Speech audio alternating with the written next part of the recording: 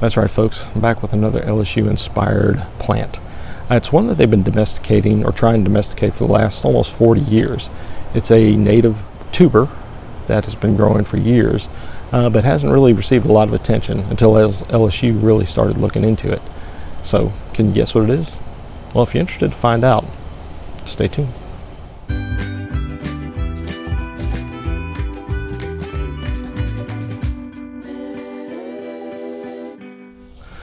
Hey folks, welcome back to another episode of Growing Some Louisiana History with me, David Hubbell. And this week we have an old plant that's been grown throughout North America for eons, and but has only been recently tried to be domesticated by LSU. I'm talking about the Apios Americana, or commonly known as the groundnut. Now, some of the things I did some research on, it looked like the groundnut was also another common name for the peanut, but this is a tuber. And it's really kind of an interesting plant because it's a twining vine plant, and it has been around for a long time. The Native Americans, especially in eastern North America, have been enjoying this as a part of their food diet for a long time.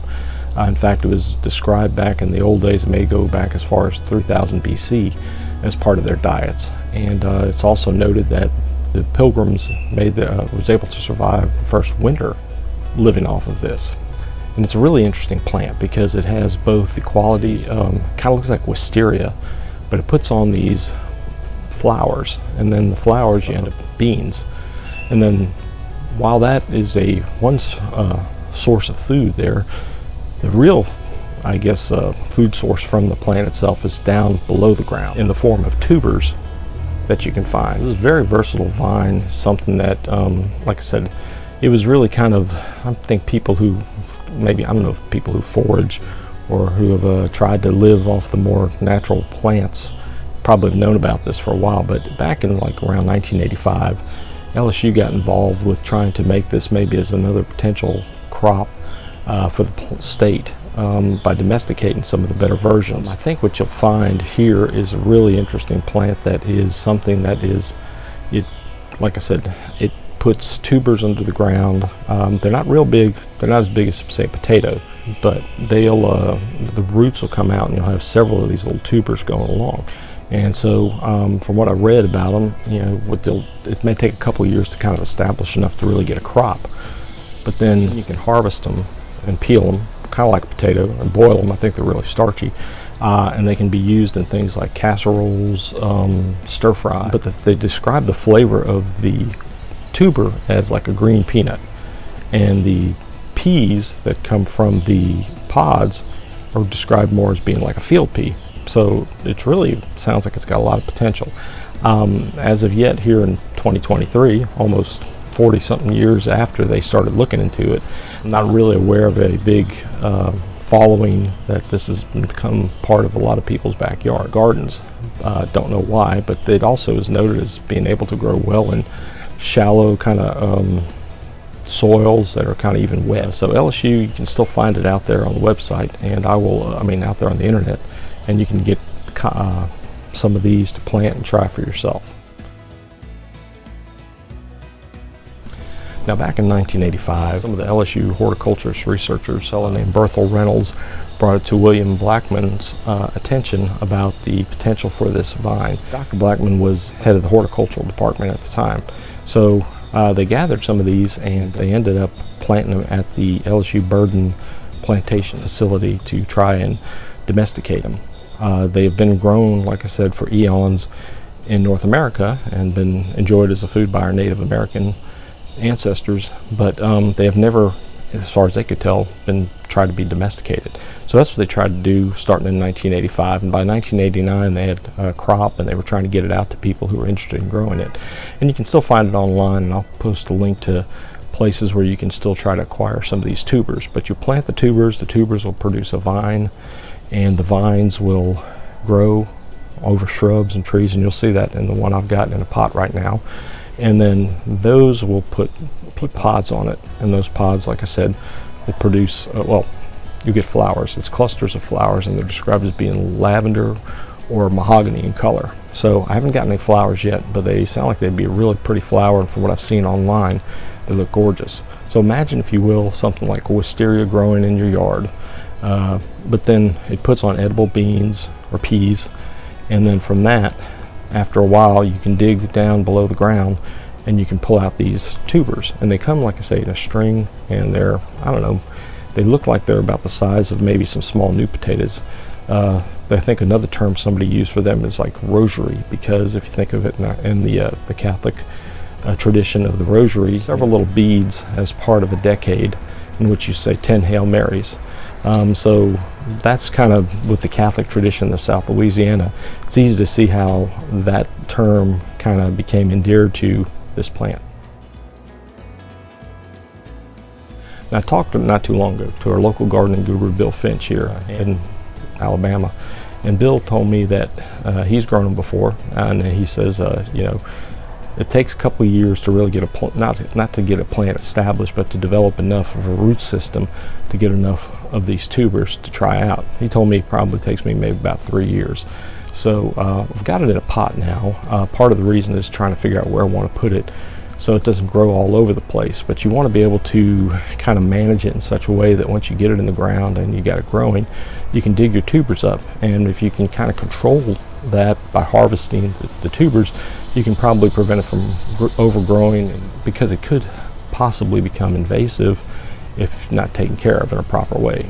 It sounds like if these are good enough to eat, that may not be a problem for some people. Like I said, I think the problem maybe as far as consuming them is that they're being very starchy. You may have to peel I think it's like described as kind of a brown outer skin, but a kind of a milky white inside. And I think they might require a little more boiling and preparing than some others. It's believed that it's had maybe 3 times the protein that you'd find in, say, peanuts. So that's something that's really interesting. What I suggested to Bill is that maybe one way that we along the Gulf Coast might enjoy it is if we could get enough of them and put them into like a crawfish or shrimp boil.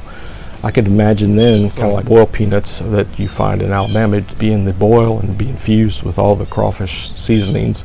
So I can imagine those would really taste wonderful if this is as an interesting kind of food, kind of like between a tuber and a peanut. Hopefully in a couple of years I'll be able to prepare enough of them, and I may just boil them or in that manner just to try to test them out.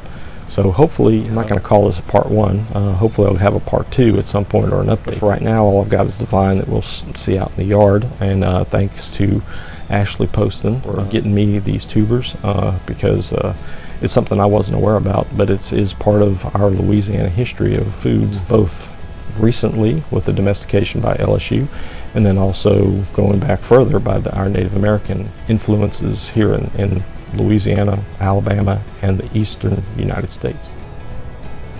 Well, folks, here it is, the Apios Americana, or the groundnut.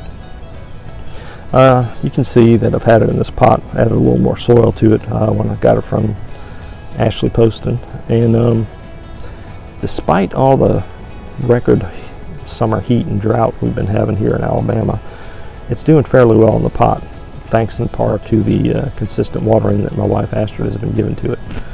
You can see leaves aren't too bad, but I don't know when it's supposed to put on its flowers. I received it probably early summer or late spring, but what'll happen is as I leave it in this pot, this year I'll probably put it in my greenhouse, but in the wild the frost will kill these leaves and it'll die back, but there's tubers down there under there, and those tubers will continue to grow and they'll reemerge back in the spring and put on a new plant. And you can see I've kind of tried to keep this in here, and obviously I'm not going to get a crop worth keeping or worth of any substance out of this pot, but the main thing I was trying to do here this year is mostly to just keep it going and to figure out a place where I want to put it next year. Plant it early on and see what else I can learn about it. But as you can see, it has runners coming out of here, and it actually had to work it out of a bougainvillea plant that we had. But I'm really looking forward to this one. Like I said, I hope to I hope to see the flowers first, and then I hope to see the peas and try those, and then of course eventually the tubers. As I said, my good friend Bill Finch mentions that you really kind of need to have about takes a little while for one plant to grow. And I actually have some other contacts who might be able to get me some more. So what I might do is this year find a place in the yard, plant it. If it does well, maybe I'll try to acquire a few more. And if that's the case, then hopefully I can increase my opportunities to taste it and try it. So anyway, not a lot going on here yet, but hopefully if you, something that you'll find interesting to do and grow. I like to have plants that look both nice and provide sustenance. So hopefully this will be part of one of my future gardens as part of the whole landscape plan. So anyway, folks, if you've been growing the Apios Americana or the Groundnut in South Louisiana or any place, please let me know what you think, or if you've harvested them out in the wild. I'd like to hear about it, maybe how you prefer to cook them. I think I read one guy on the internet even kind of cut them up and deep fried them like potato chips, but I'm hoping to try that.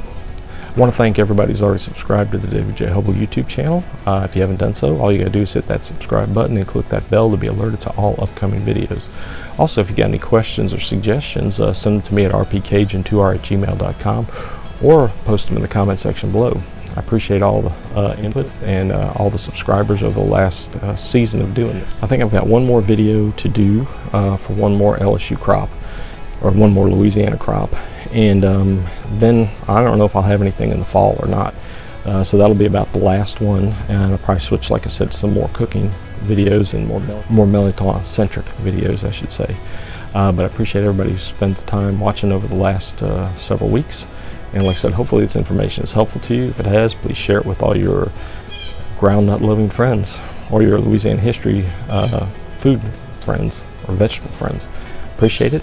And like I said, I got one more to present to you next week, and so I'll see you then.